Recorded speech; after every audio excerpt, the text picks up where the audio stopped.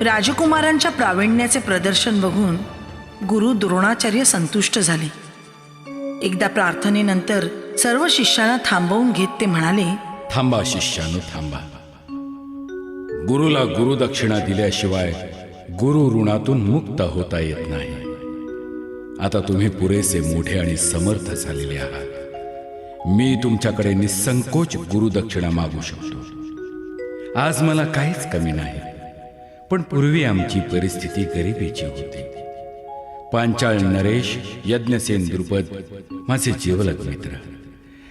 एकदा मी त्यांच्याकडे गेलो. त्याला जुन्या मैत्रीच्या दिवसात अर्ध राज्य देण्याच्या वचनाचं स्मरण दिलं. पण केवळ एक दुभती गाय त्यांनी मला दिली तरीही चालेल अशीही विनंती केली. पण सत्तेमुळे उन्मत्त झालेल्या द्रुपदाने माझा भर सभेत अपमान केला. एक राजाच दुसऱ्या राजाचा मित्र असतो. बालवयातील वचने मोठेपणी खरी मानली जात नाहीत. मी रोज याचकांना भरपूर दान देतो. अन्य याचकांबरोबर ये, तुला एकच काय 10 गायी देईन. हे त्याचे शब्द, हे त्याचे जहरी शब्द मला झोंबले.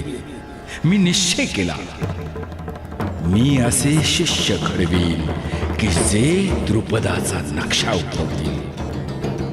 पांचाल नरेश यज्ञसेन द्रुपदाला युद्धात जिंकून बंदिवान म्हणून माझ्या समोर आणा.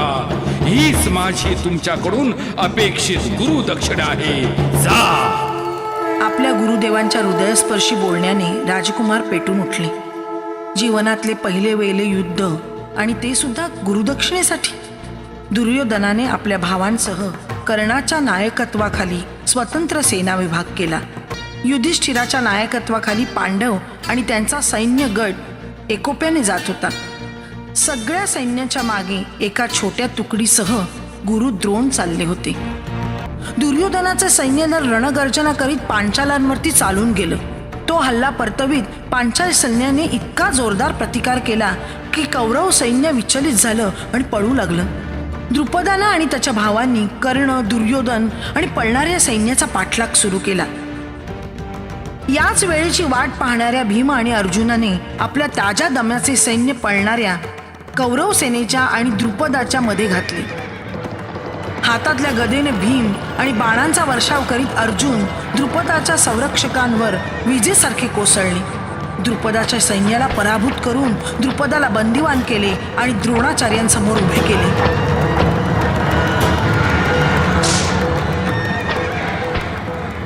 द्रोणाचार्यांनी द्रुपदाला बंधनमुक्त केले. त्यांनी त्याच्या शिरावरती स्वहस्ते मुकुट ठेवला. यज्ञसेना, आज माझ्या शिष्यांनी तुला युद्धात जिंकलं. तुझं राज्य, सैन्य, संपत्ती, वैभव आता माझे झालेले आहे. तुला मित्र म्हणूनच वागवणं मला आवडेल. पण एक राजाच दुसऱ्या राजाचा मित्र असतो अशी तुझी समजूत आहे. गंगेच्या उत्तरेकडील तुझं अर्ध राज्य आता माझं आणि उरलेल्या दक्षिणेकडचं अर्ध राज्य तुझं.